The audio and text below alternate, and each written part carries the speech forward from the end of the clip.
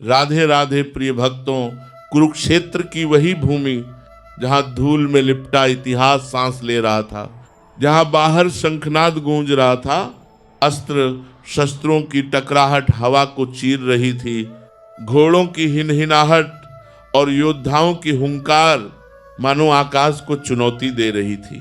पर उस विराट कोलाहल के बीच एक मौन था, और उस मौन में अर्जुन का मन टूट टूट कर बिखर रहा था। वह रणभूमि में खड़ा था, पर युद्ध कहीं और चल रहा था। सामने केवल शत्रु नहीं थे, सामने उसका अतीत खड़ा था, उसके अपने, उसके गुरु, उसके मित्र, उसके रक्त से जुड़े लोग, और उनसे भी भारी उसका अपना मन था, जो हर श्वास के साथ प्रश्नों का बोझ ढो रहा था। क्या यही धर्म है? क्या यही न्याय है? क्या जीत इतनी जरूरी है कि अपनों का अंत स्वीकार कर लिया जाए उस अनंत आकाश के नीचे और उस पवित्र धरा के ऊपर? अर्जुन केवल एक धनुर्धर नहीं था, वह एक मनुष्य था जो पहली बार अपने ही विचारों से भयभीत था। उसके हाथ कांप रहे थे, गांडीव भारी हो गया था, आंखें देख रही थी पर दृष्टि धुंधली थी।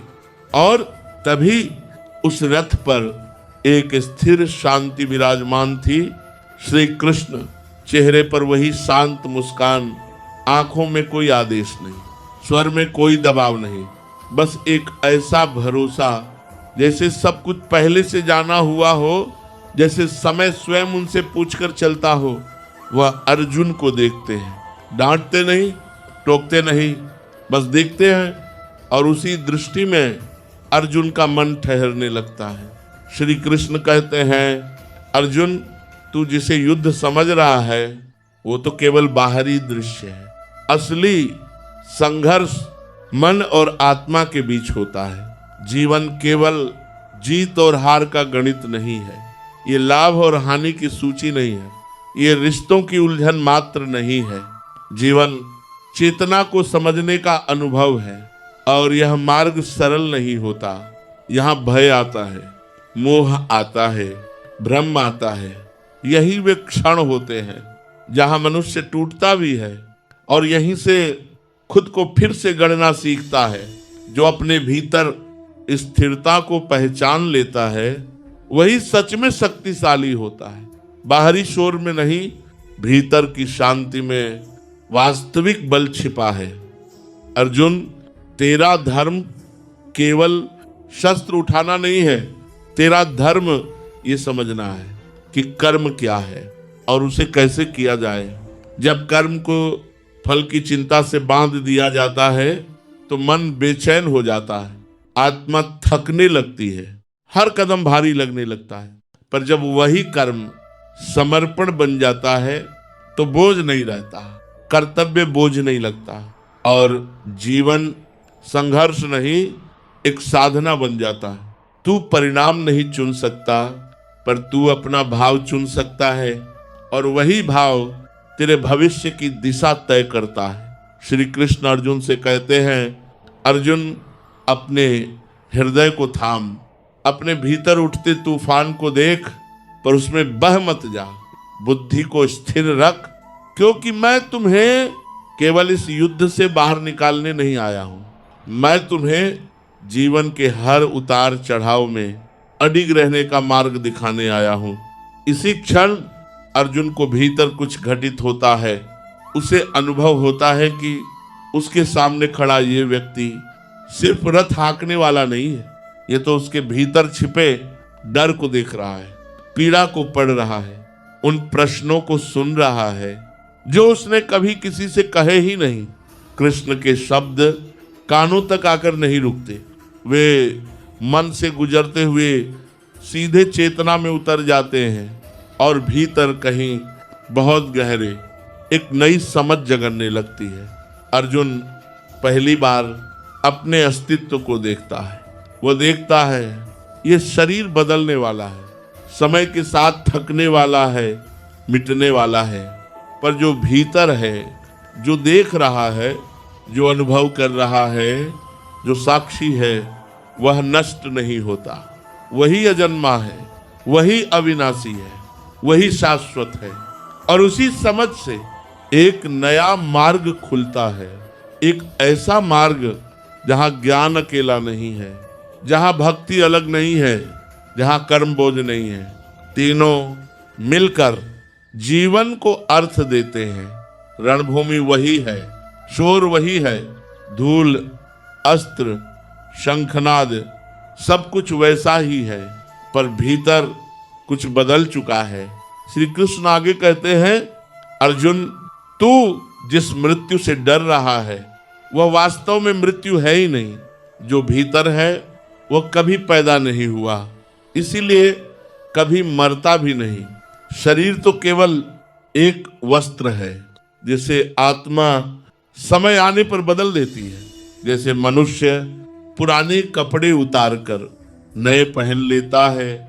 इसलिए ये शोक, ये भय, ये टूटन सब अज्ञान से उत्पन्न होता है, क्योंकि न कोई सच में मरता है और न कोई सच में समाप्त होता है।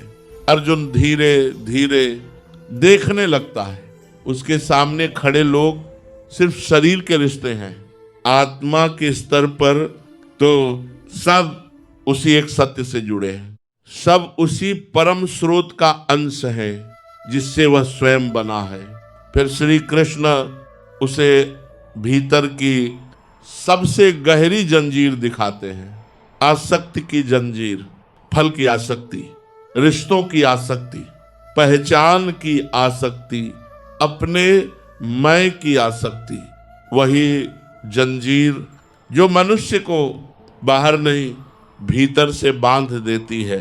जब मनुष्य कर्म करता है और उसके परिणाम से अपने अस्तित्व को जोड़ लेता है, तब वही कर्म बोझ बन जाता है, तब वही कर्म दुख बन जाता है। पर जब वही कर्म कर्तव्य बन जाता है, जब वही कर्म समर्पण बन जाता है, तो वह साधना बन जाता है, फिर कर्म शक्ति बन जाता है, बंधन नहीं। श्री कृष्ण उसे यह भी समझाते हैं, कर्म से भागना कोई समाधान नहीं है, क्योंकि भागना भी कर्म है, चुप रहना भी कर्म है, डरना भी कर्म है। प्रकृति के गुणों से कर्म अपने आप होता ही है, उसे कोई बच नहीं सकता। सच्चा त्याग कर्म का नहीं, फल का होता है। सच्ची मुक्ति बाहरी छोड़ने में नहीं, भीतर की पकड़ छोड़ने में होती है। जो मनुष्य सुख और दुख में, लाभ और हानि में, जय और पराजय में स्वयं को समान रख पाता है, वही भीतर से स्थिर होता है। और अर्जुन अब केवल सुन नहीं रहा, वह बदल रहा है। रणभूमि अभी भी खड़ी है, युद्ध अभी भी सामने है। वही वास्तव में स्वतंत्र होता है, जो भीतर से बंधा न हो, जो परिस्थितियों से नहीं अपनी चेतना से निर्णय ले। श्री कृष्ण अर्जुन से कहते हैं, अर्जुन तू जिन मार्गों को अलग अलग समझ रहा है वे वास्तव में अलग हैं ही नहीं। भक्ति, ज्ञान और कर्म ये तीन रास्ते नहीं है, ये एक ही सत्य की तीन दिशाएं हैं। ज्ञान अगर विनम्रता से खाली हो जाए तो वह प्रकाश नहीं रहता, वह अहंकार बन जाता है। कर्म अगर भक्ति की भावना से खाली हो जाए तो वह सेवा नहीं रहता, वह बोझ बन जाता है। और भक्ति अगर समझ से खाली हो जाए तो वह श्रद्धा नहीं रहती, वह अंधापन बन जाती है। इसलिए अर्जुन, जीवन में संतुलन ही असली साधना है। न ज्यादा झुकना, न ज्यादा अकड़ना, न भागना, न जड़ हो जाना। अपने स्वधर्म पर चलना ही सबसे बड़ा धर्म है। भले ही वह मार्ग कठिन लगे, भले ही उसमें पीड़ा हो, भले ही उसमें अकेलापन हो, क्योंकि जो रास्ता बहुत आसान दिखता है, जो बाहर से चमकदार लगता है, वह हमेशा सत्य का रास्ता नहीं होता। और अर्जुन अनुभव करता है, ये बात सुनने में कठोर है पर भीतर कहीं बहुत सच्ची है। धीरे धीरे उसके भीतर की उथल पुथल एक शांति में बदलने लगती है। ऐसी शांति जहां प्रश्न समाप्त नहीं होते पर भय समाप्त होने लगता है। जहां पूरा रास्ता दिखाई नहीं देता पर पहला कदम अब डगमगाता नहीं, श्री कृष्ण उसे यह भी महसूस कराते हैं जो मार्ग बाहर से आसान और आकर्षक लगता है वही अक्सर भीतर भय और पतन की ओर ले जाता है। सत्य कभी शोर नहीं करता, वह भीतर बहुत शांत होकर खड़ा रहता है।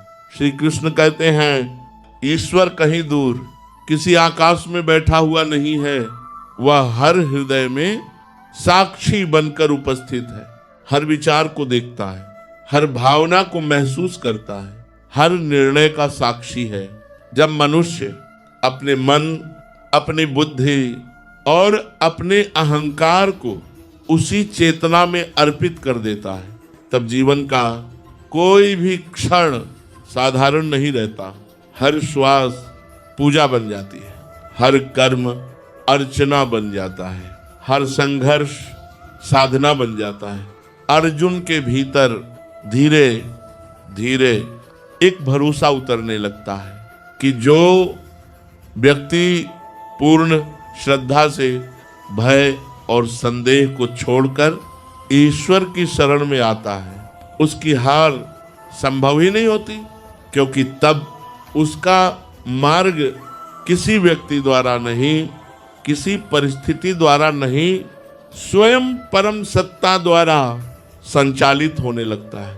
श्री कृष्ण आगे कहते हैं अर्जुन, जीवन का उद्देश्य सिर्फ सांस लेना और दिन काटना नहीं है, जीवन का उद्देश्य है चेतना को ऊपर उठाना, अपने भीतर छिपे उस दिव्य तत्व को पहचानना जिसे हम रोज की भाग दौड़ में अनदेखा कर देते हैं। जब मनुष्य अपने कर्तव्य को ईश्वर की इच्छा मानकर करता है तब वह संसार में रहते हुए भी संसार से बंधा नहीं रहता, और यही अवस्था सच्चा योग है। श्री कृष्ण अर्जुन के उस भ्रम को तोड़ते हैं जिसमें मनुष्य खुद को परिस्थितियों का गुलाम मान लेता है। वे कहते हैं परिस्थितियां मनुष्य को नहीं बनाती, मनुष्य की दृष्टि परिस्थितियों को आकार देती है। जो हर स्थिति में सीख देखने लगता है वह कभी हारता नहीं, उसका दुख उसे तोड़ता नहीं, उसे भीतर से और गहरा बना देता है, और उसका सुख उसे घमंडी नहीं कृतज्ञ बना देता है।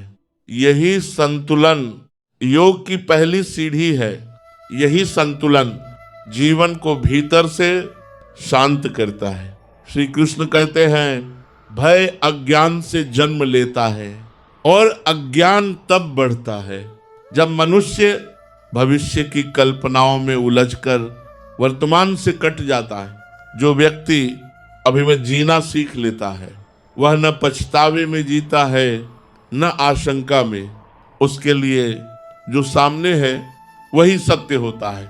वर्तमान में किया गया कर्म ही आने वाले मार्ग की दिशा तय करता है। श्री कृष्ण अर्जुन को धीरे धीरे यह अनुभूति कराते हैं कि सजग होकर किया गया कर्म ही सच्ची साधना है, क्योंकि कर्म नहीं, कर्म में उपस्थित जागरूकता भीतर के द्वार खोलती है। वही जागरूकता आत्मा को ऊपर उठाती है। कर्म तो सभी करते हैं, पर जाग कर किया गया कर्म मनुष्य को बदलता है। श्री कृष्ण कहते हैं अर्जुन, सबसे सूक्ष्म और सबसे खतरनाक बंधन अहंकार है।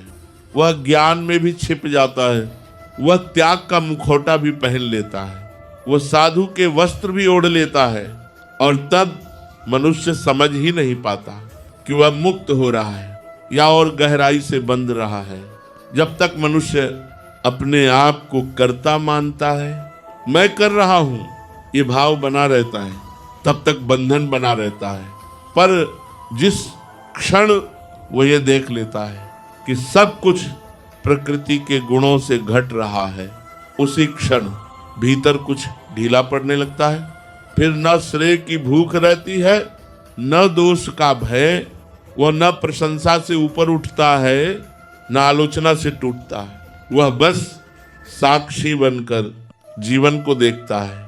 और यही अवस्था वास्तविक स्वतंत्रता की पहली सांस होती है।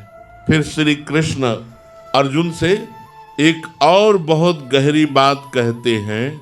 अर्जुन, अकेलापन और एकांत एक जैसे नहीं होते। अकेलापन मन को डर से भर देता है, एकांत आत्मबोध कराता है। जो व्यक्ति स्वयं के साथ बैठना सीख लेता है वह भीतर से कभी खाली नहीं होता।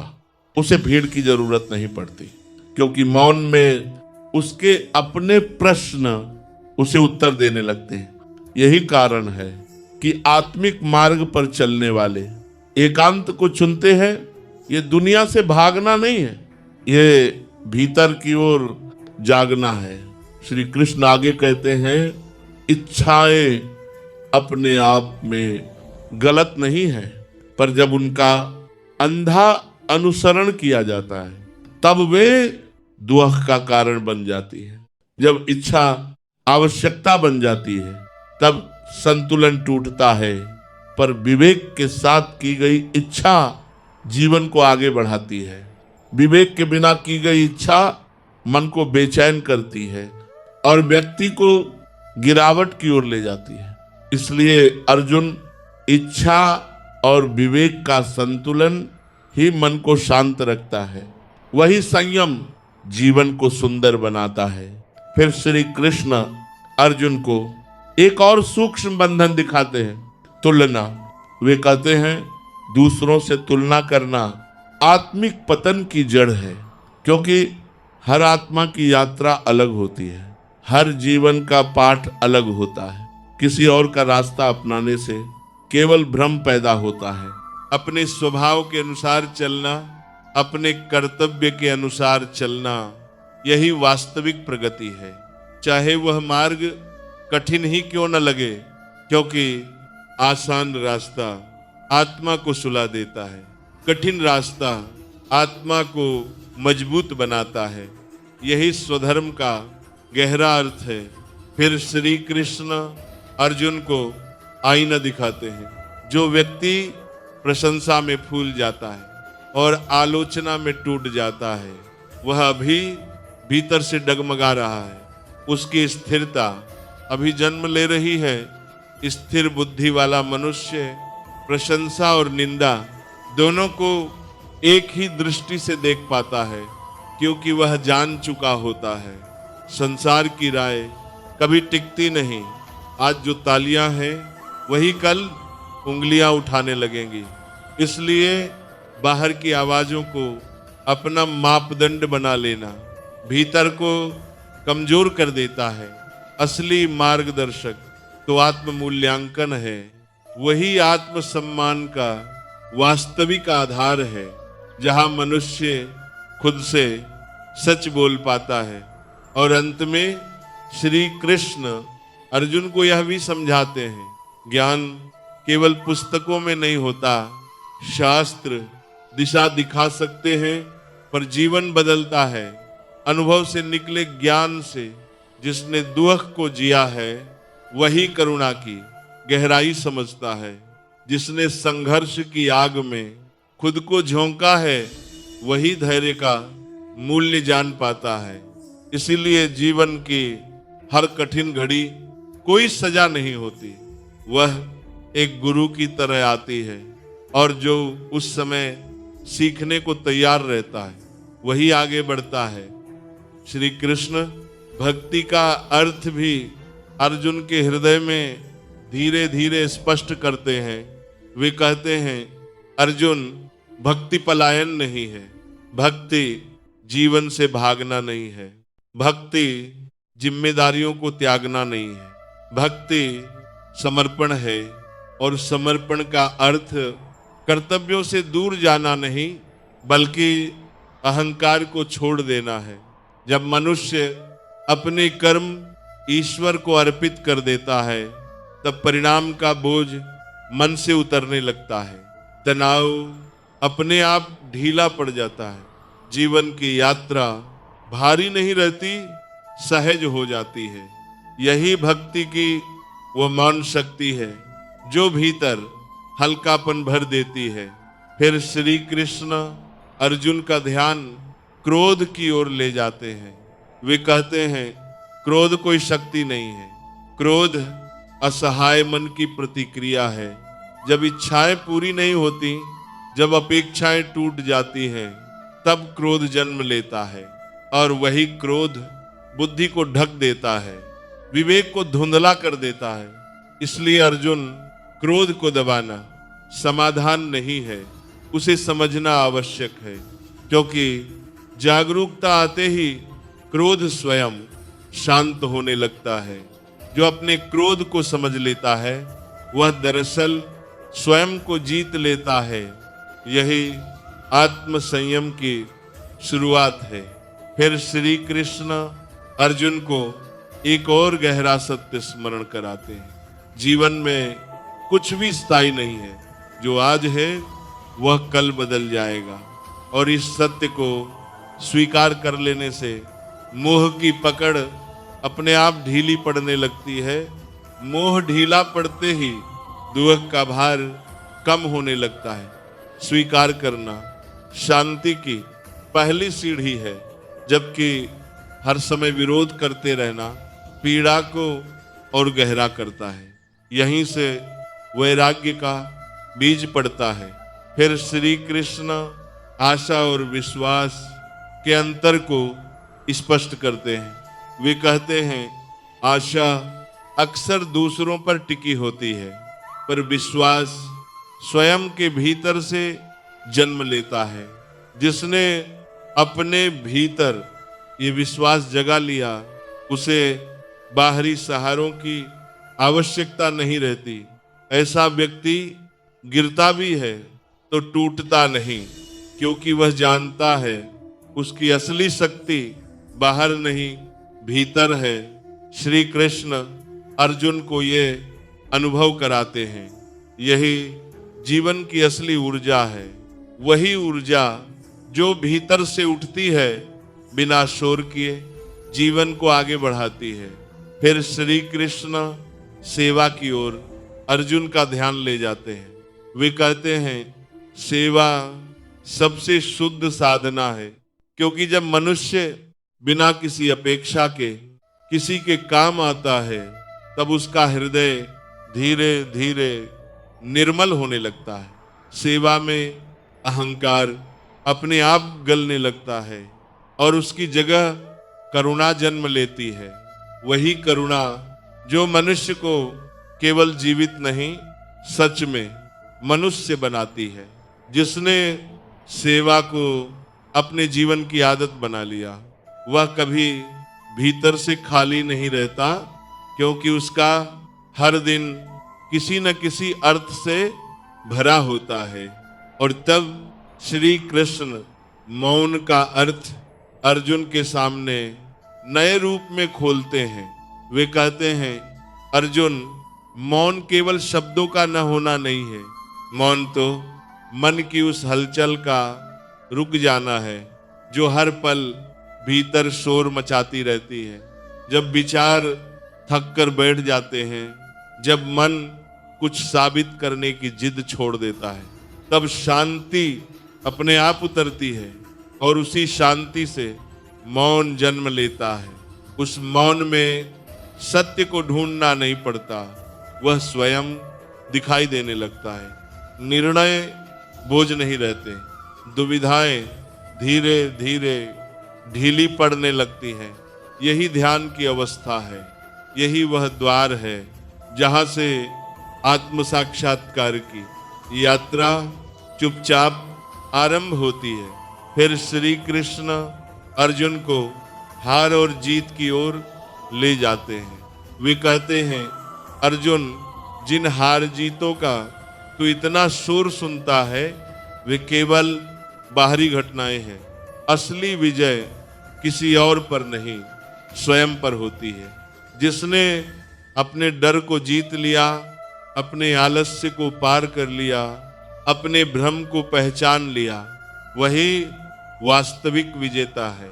बाहरी जीत क्षणिक होती है, तालियों के साथ आती है और तालियों के साथ खो जाती है, पर भीतर की विजय शोर नहीं करती, वह स्थायी शांति देती है।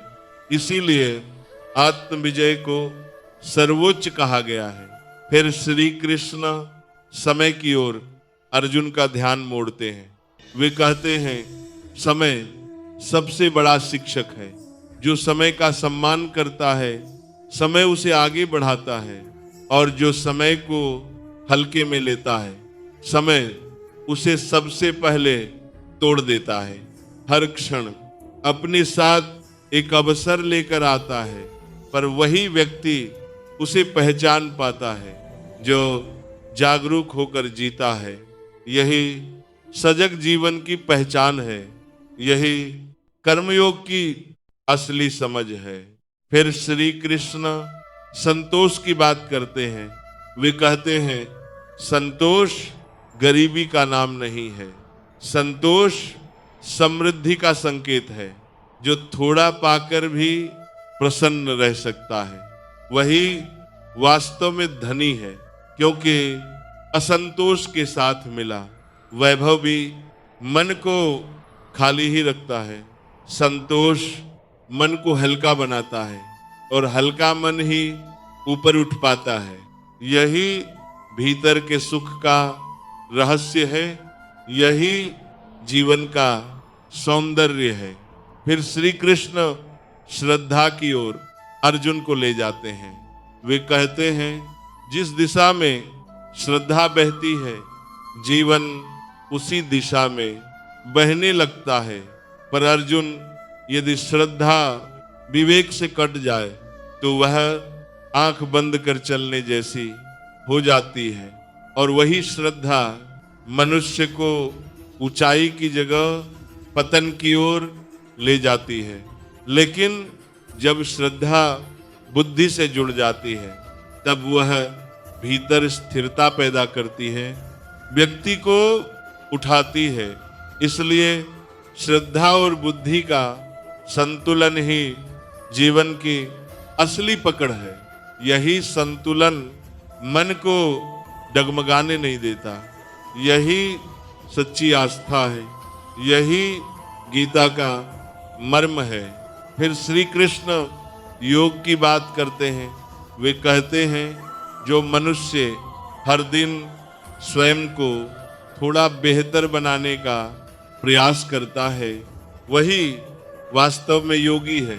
क्योंकि योग केवल आसन नहीं है, योग केवल अभ्यास नहीं है, योग जीने की एक शैली है।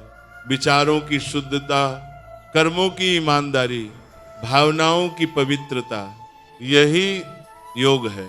ऐसा जीवन भीतर से शांत होता है और बाहर से प्रभावशाली भी, क्योंकि उसमें दिखावा नहीं, सच्चाई होती है। फिर श्री कृष्ण अर्जुन को यह बोध कराते हैं, मनुष्य अपने विचारों से ही अपना संसार रचता है। जैसा वह भीतर सोचता है, वैसा ही बाहर उसे अनुभव होने लगता है। नकारात्मक विचार जीवन को भारी बना देते हैं, हर रास्ते को कठिन कर देते हैं, और सकारात्मक दृष्टि सबसे कठिन मार्ग में भी चलने की शक्ति दे देती है। इसलिए विचारों की शुद्धता ही सबसे पहली साधना है, क्योंकि जिसने अपने विचारों का चयन करना सीख लिया, उसने अपने भाग्य की दिशा तय करना सीख लिया। यही आत्म नियंत्रण की शुरुआत है, यही जीवन परिवर्तन की चुपचाप खुलने वाली कुंजी है।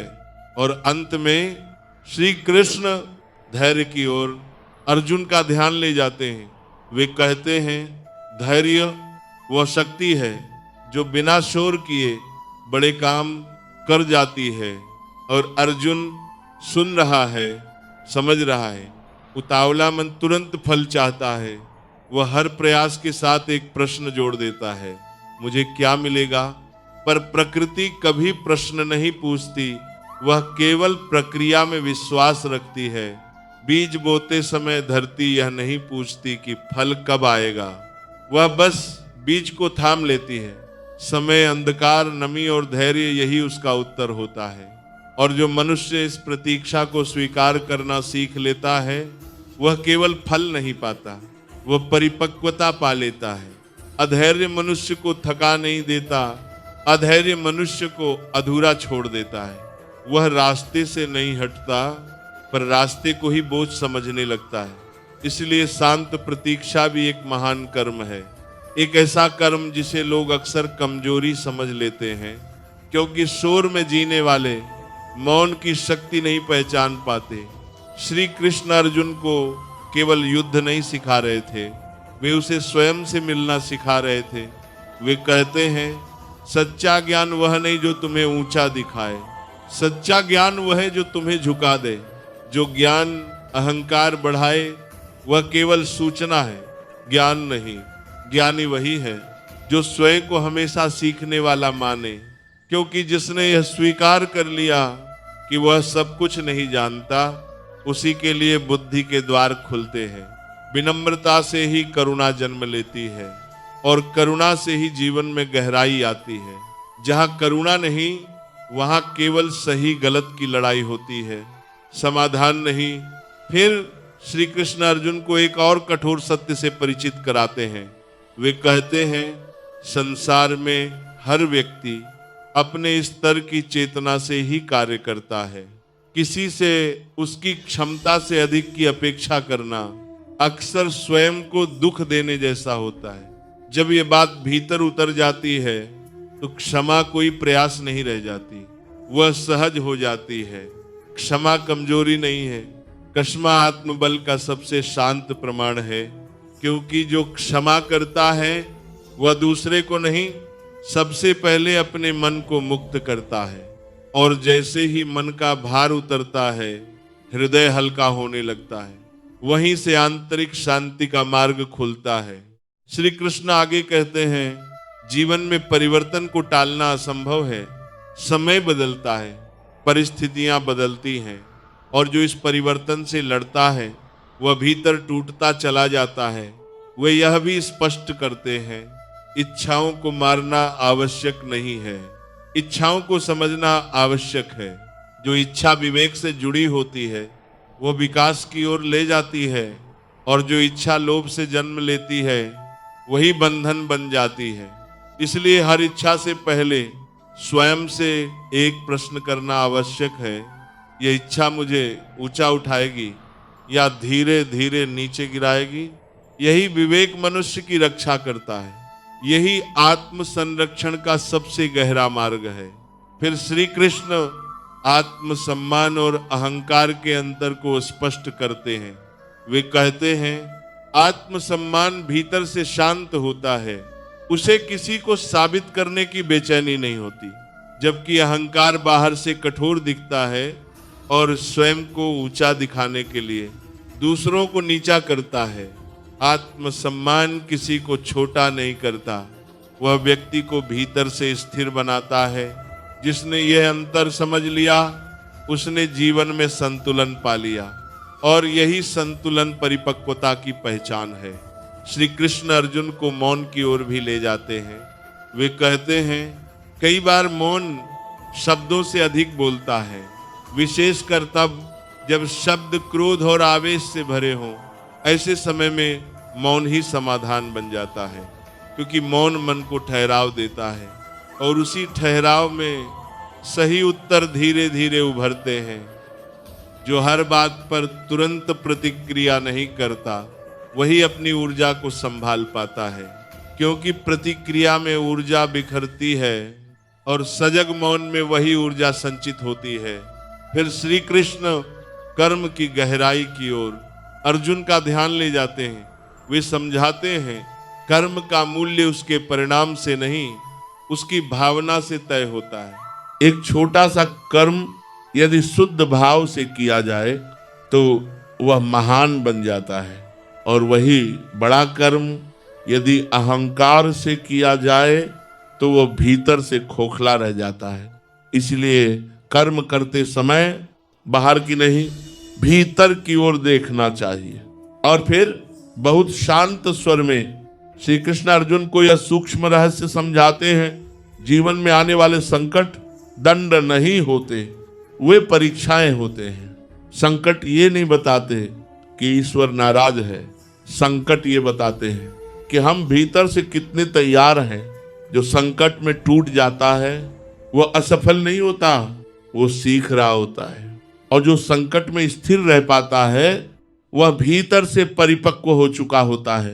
हर कठिन परिस्थिति मनुष्य के भीतर एक नया स्तर खोलती है, एक नई दृष्टि देती है। फिर श्री कृष्ण आश्रित रहने और सह अस्तित्व का अंतर बताते हैं। वो कहते हैं आश्रित रहना कमजोरी है, लेकिन सह अस्तित्व शक्ति है। दूसरों पर निर्भर रहना मन में भय पैदा करता है, जबकि दूसरों के साथ मिलकर चलना सहयोग सिखाता है।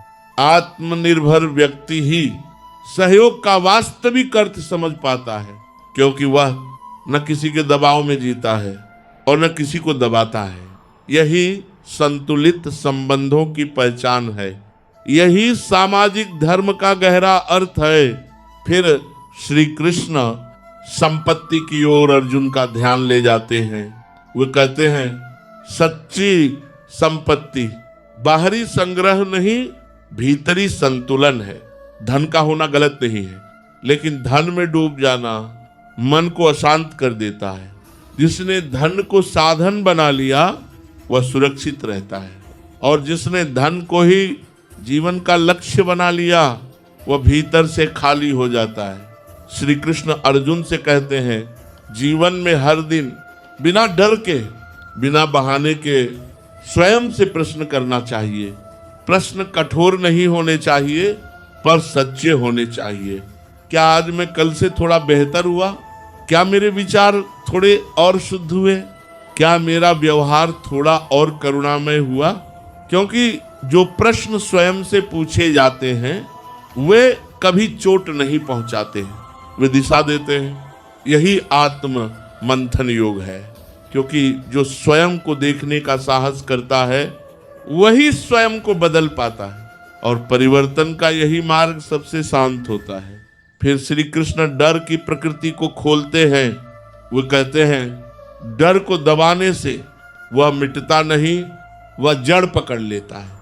अंधेरे कमरे में बंद डर धीरे धीरे विशाल हो जाता है, लेकिन जैसे ही उस पर दृष्टि पड़ती है वह सिकुड़ने लगता है।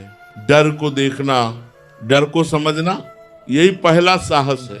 करुणा डर की सबसे बड़ी औषधि है, क्योंकि जब मनुष्य डर के मूल को पहचान लेता है तो डर अपना प्रभाव खोने लगता है।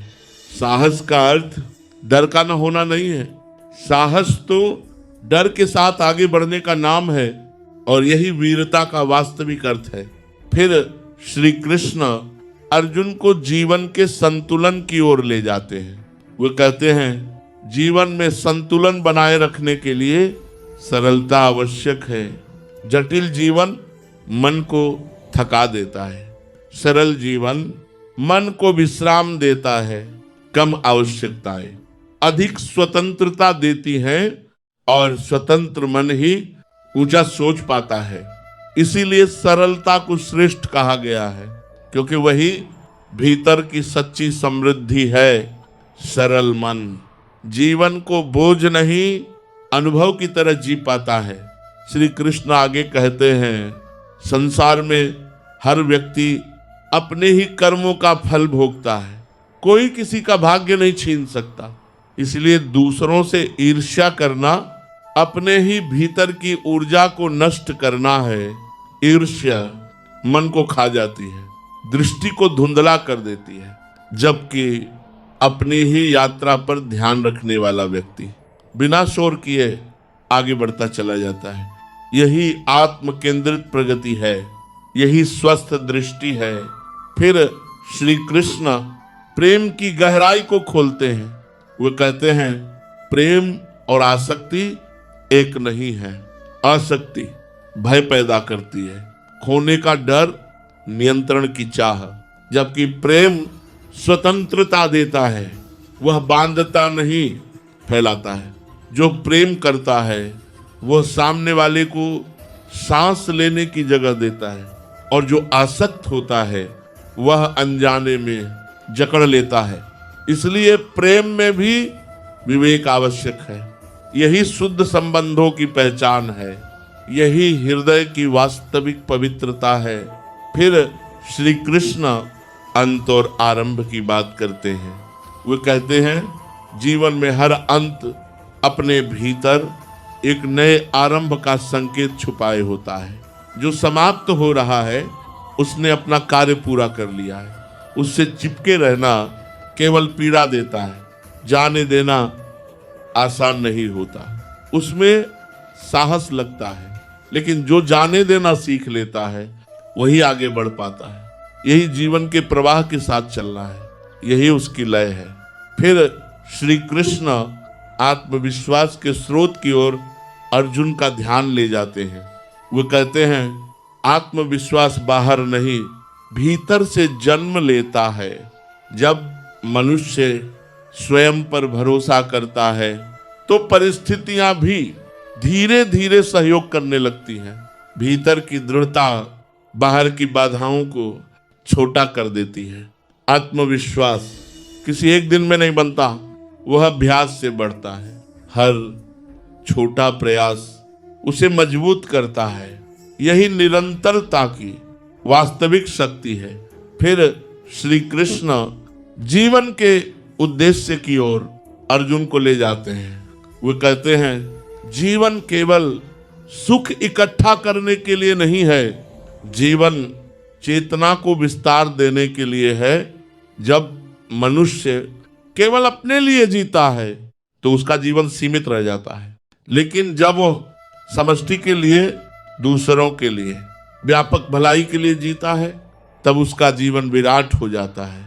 यही योग की पूर्णता है, यही कर्म, ज्ञान और भक्ति का सहज संगम है। फिर स्वर बदलता है, गंभीर और भी शांत श्री कृष्ण अर्जुन को यह गहरा सत्य महसूस कराते हैं।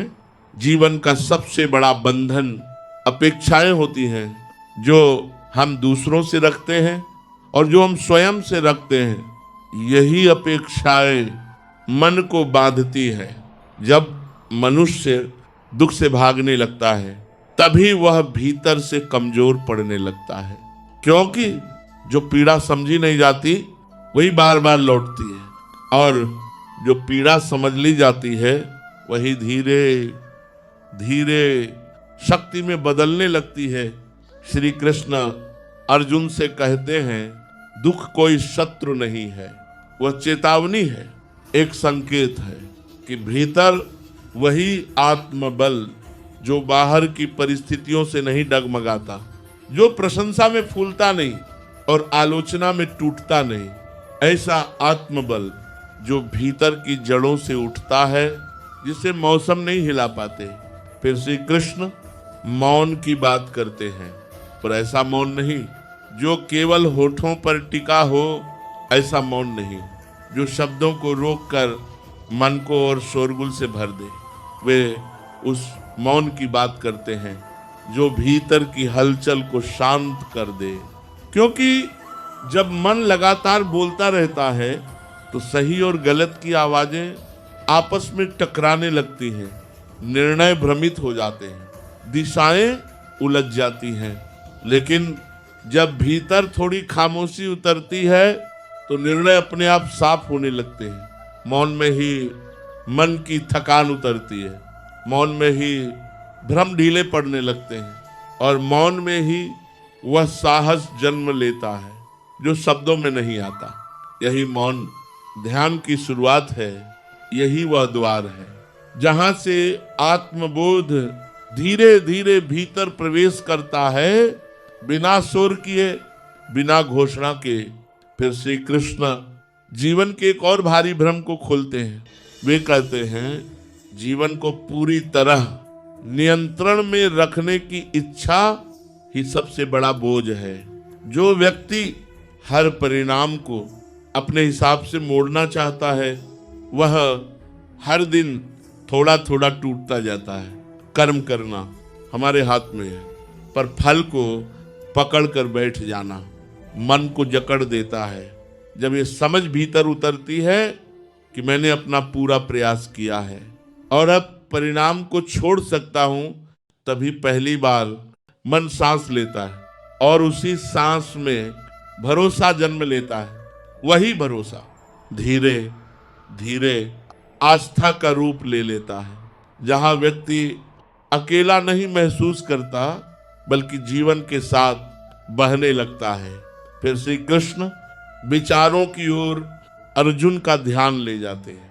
वे कहते हैं, मनुष्य जिस दिशा में बार बार सोचता है वही रास्ता उसके भीतर पक्का होने लगता है। विचार आदत बनते हैं, आदत स्वभाव बनती है और स्वभाव भविष्य का आकार तय करता है।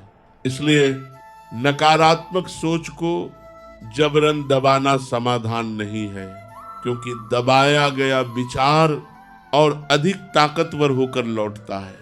उसे समझना आवश्यक है, उसे देखना आवश्यक है और फिर धीरे धीरे बदलना आवश्यक है।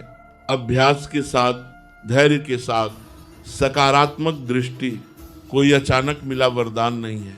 ये रोज के छोटे छोटे प्रयासों से बनती है और जो व्यक्ति इस अभ्यास में टिका रहता है वही सच में खुद को बदल पाता है, बिना शोर मचाए, बिना दूसरों को दोष दिए। फिर बात आती है अपेक्षाओं की, क्योंकि सबसे गहरी गांठ वहीं बंधती है। जब मनुष्य दूसरों से अपने अनुसार व्यवहार की उम्मीद करने लगता है, तभी असंतोष जन्म लेता है। अपेक्षा पूरी हो जाए तो अहंकार चुपचाप बढ़ता है और पूरी न हो तो दुख मन में घर बना लेता है। इसलिए अपेक्षा की जगह स्वीकार का भाव आवश्यक है। स्वीकार मन को हल्का करता है और हल्का मन ही शांत हो सकता है। इसी हल्केपन में मानसिक स्वतंत्रता की शुरुआत होती है, जहां व्यक्ति दूसरों के बदलने का इंतजार नहीं करता बल्कि अपने भीतर संतुलन खोजने लगता है और यहीं से यात्रा उल्टी दिशा में बहने लगती है। बाहर से भीतर की ओर, नियंत्रण से भरोसे की ओर, शब्दों से मौन की ओर, डर से समझ की ओर। श्री कृष्ण अर्जुन से कहते हैं, जीवन में सरल निर्णय वही ले पाता है जिसका मन साफ होता है, क्योंकि उलझा हुआ मन हर छोटी बात को भी भारी बना देता है और फिर व्यक्ति खुद ही अपने बोझ के नीचे दबने लगता है। मन की यह शुद्धता किसी दिखावे से नहीं आती, ये सत्य से आती है, उस सत्य से जो भीतर को हल्का कर देता है। जब व्यक्ति झूठ से, छल से खुद को साबित करने की थकान से दूर रहने लगता है, तब उसका मन अपने आप सरल होने लगता है और वही सरलता उसे सही दिशा दिखाने लगती है, बिना शोर किए, बिना किसी बाहरी सहारे के। फिर श्री कृष्ण आत्मविश्वास की धारणा को पूरी तरह पलट देते हैं। वे कहते हैं, आत्मविश्वास दूसरों की स्वीकृति से नहीं जन्म लेता, वह अपने प्रयासों की मिट्टी में धीरे धीरे उगता है। जब व्यक्ति खुद को उसी रूप में स्वीकार कर लेता है जैसा वह है, तब उसके भीतर डर की पकड़ ढीली पड़ने लगती है और निडर मन सृजन करता है, नए रास्ते बनाता है। भय से भरा हुआ मन कभी सृजन नहीं करता, वह केवल दूसरों की नकल करता है, क्योंकि डर अपनी राह बनाने का साहस नहीं देता। वह केवल पहले से चले रास्तों पर चलते रहने को मजबूर करता है। इसीलिए श्री कृष्ण कहते हैं, स्वयं पर भरोसा करना घमंड नहीं है, यह जीवन को ईमानदारी से जीने की हिम्मत है। वही हिम्मत जो व्यक्ति को भीतर से मजबूत बनाती है। वही साहस जो उसे भीड़ में खोने नहीं देता। फिर श्री कृष्ण एक सूक्ष्म सत्य की ओर अर्जुन का ध्यान मोड़ते हैं। वे कहते हैं, हर समय व्यस्त रहना हमेशा प्रगति का संकेत नहीं होता। कई बार यह खुद से भागने का सबसे सभ्य तरीका बन जाता है। लगातार दौड़ता हुआ मन भीतर झांकने का साहस खो देता है। इसलिए ठहराव आवश्यक है, क्योंकि ठहराव में ही आत्मनिरीक्षण संभव होता है। जब व्यक्ति रुकता है तभी पहली बार वह सुन पाता है भीतर क्या चल रहा है, क्या थका हुआ है, क्या अनसुना रह गया है, कौन सा भाव दबी हुई आवाज में ध्यान मांग रहा है। यही ठहराव साधना है।